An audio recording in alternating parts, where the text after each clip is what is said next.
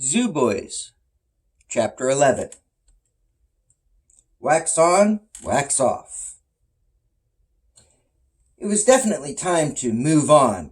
John suggested it, but it went without saying. There was no argument to that. John and Jeremy gathered what was left of their food supply while Dave tried to just get himself together. Ronnie patted Tina gently in his pocket, making sure she was still there, and he followed the others out. He didn't really mind being last in line. It allowed him to walk backwards so he could keep an eye on the tank. "Quasi? Quasi? Come on, Quasi!" he called, but not too loud. He didn't see the octopus, but then again realized even if it was right there in front of him, he wouldn't know it. He quickly became aware that he was required to use all of his senses, not just his sight. He wanted to see Quasi, but he didn't see her anywhere. He had not realized that she knew that hallway. She knew that path, and she avoided it. Ronnie left without her, not knowing she was waiting just outside. Soaking wet, Dave complained, "Who keeps crazy, dangerous psycho pets like that?" John agreed. "Really? No wonder this place is shut down and abandoned." Jeremy said, "I think it's cool." Dave stopped, turned, and gave him a deathly look. Jeremy quickly backpedaled. "Well, I mean, if it wasn't so dangerous, why don't they keep a lid on their things and stuff? Great to look at, but, how you gonna look at an invisible octopus?" So, as Ronnie came out and caught up, Quasi joined them once again, safe on the other side of that hall of death. Ronnie only caught the tail end of what Jeremy was saying, and Ron added, "Yeah, it was kind of cool seeing those chunks of meat flying around in midair outside the tank." Jeremy made eye contact with Ronnie and shook his head. He knew that meant drop it. Ronnie tried to correct himself. "No, I know the meat wasn't floating by itself. It was that Amazon sea monster, squid, octopus thingy. It was colossal, with not only really long arms, but 8 of them, and he was see-through. Man, so weird. How we couldn't even see him grabbing." Jeremy shot the nonverbal cue once again. Ronnie realized he may have been making it worse, so he just shut up. He wanted to relive that moment by talking about it, but he was also aware that Dave probably wanted to forget about it, and as soon as possible. John tried to change the subject. "Hey, maybe we'll find some hidden passageways. That'd be cool, huh, Jeremy?" Jeremy wasn't so sure anymore. None of the boys had been to the island when it was open to the public. Their families didn't have that kind of money. They had no idea how hazardous this place was. They journeyed on in silence, each contemplating how even the birds were scary. Everything was so strange. Even the normal animals that they were familiar with and have seen before were abnormal in one way or another on this island. John recalled what was said earlier. Kids in cages, animals roam free. He was looking forward to sleeping in that cage tonight. It was the only thing that would give him peace of mind and a much-needed good night's sleep. Although they considered themselves too old for nap time, 2 of his other friends got some sleep while in the restaurant. He and Jeremy used that time to stock up on food, but much of that food was now gone. John considered how if they didn't have the food, that octo-camopus would have most definitely eaten Dave. The boys came to a clearing, a wide open area that seemed like it was cleared out and saved for some type of new future attraction or habitat to be built, maybe a ride or something.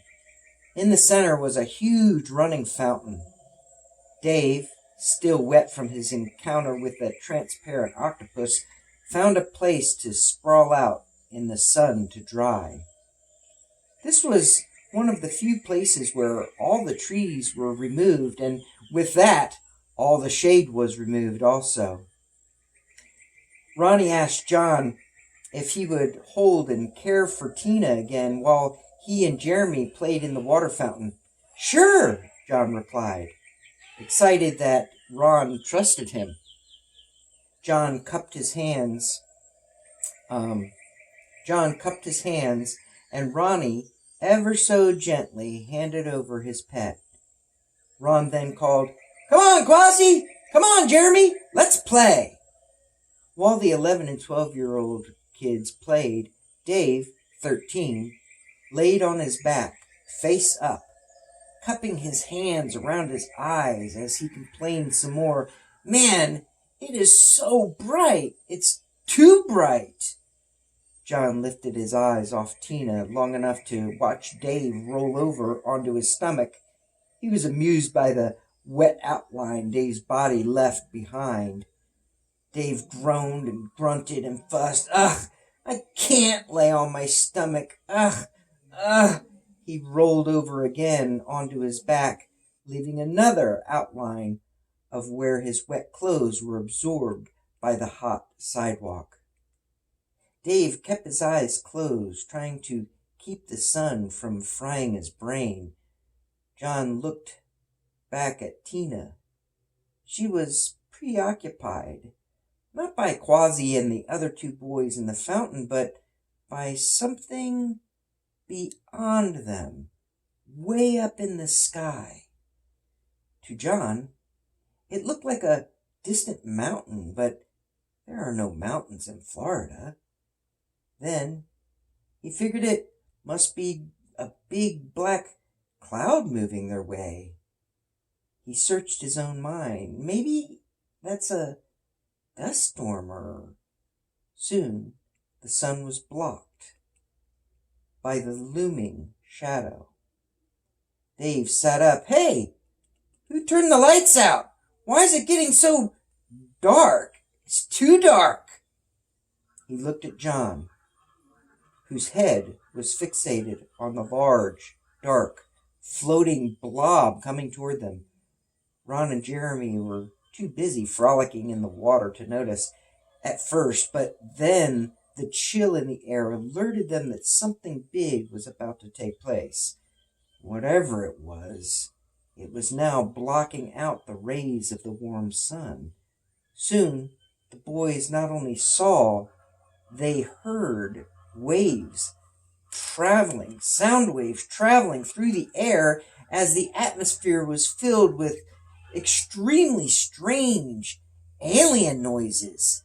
John stood to his feet as he announced, "It's a whole flock of mockingbirds." Dave grabbed the others. Grab your things, boys, and run," he gave the order. John wasn't so sure there was anything dangerous about the birds, but they were definitely outnumbered, so the best option was to quickly run to the closest building they could find. As all but John ran, the sky was filled not only with the mockingbirds, but accompanied by the vast and various sound effects within that breed of bird's vocabulary. It was as if a busy metropolitan city, TV game show, NASCAR race, and marketplace full of robots was traveling overhead. They covered the clear day sky with a blanket, like a blanket thrown over the sun. John was still just standing there in shock, looking up. He finally yelled, "Run!" As he turned, he noticed the other boys had already started. The closest building was some type of museum. The three of them rushed inside.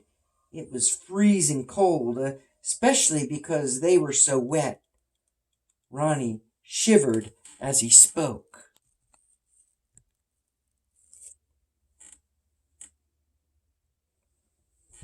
But I paused it. This place is creepy. They had entered not just a museum. It was a wax museum. Dave tried to hide his teeth chattering, but his words came out in a shiver too. It's so cold, 'cause the wax figures could melt. Jeremy was the least wet out of the three, but his condition showed in his speech as well. They look so real. John came busting in. They all jumped and turned toward him, a very natural knee-jerk reaction when suddenly scared. John still held Tina in his cupped hands. Dave and Jeremy exclaimed, "John!" Ronnie's response was, "Tina!" He raced over to take her back. John forgot he still had her. While handing her over to John, he said, "That's the biggest flock of birds I've ever seen. They were..." His testimony was interrupted as he noticed the creatures in the room. Jeremy notified him this time without stuttering from the frigid air. "They're wax." The next thing that preoccupied John was the cold. "Man, I guess that's why it's so cold in here. The electric for this building must have been left on, or these things would have been melted into one big blob. Man, it is so cold." He shivered while Dave spoke. "Yeah, and try being wet. Whew, makes it even more colder." John moved closer to one of the statues. "They look so real. I mean, look at the eyes." He was face to face with the only one that was a human. The rest were all mutated animals. Just then, something knocked over in the next room, causing them all to jump again. They made eye contact with each other as if to say, "Did you hear that?" Ron ran to the door they used to enter. He looked out and then up. "I think the flock is gone," John said. "We don't need to figure out which of these are wax models or real or fake. Let's get..." Jeremy finished John's sentence. "Let's get the flock out of here." "Yep," Ronnie added. "Make like a flock and fly."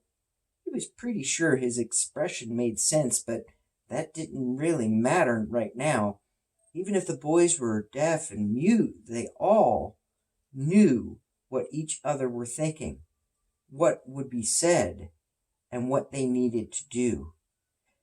Dave opened the door and held it for his friends, while he kept his eyes peeled. His head was on a swivel, making sure there was no danger before them or behind them. On to chapter 12.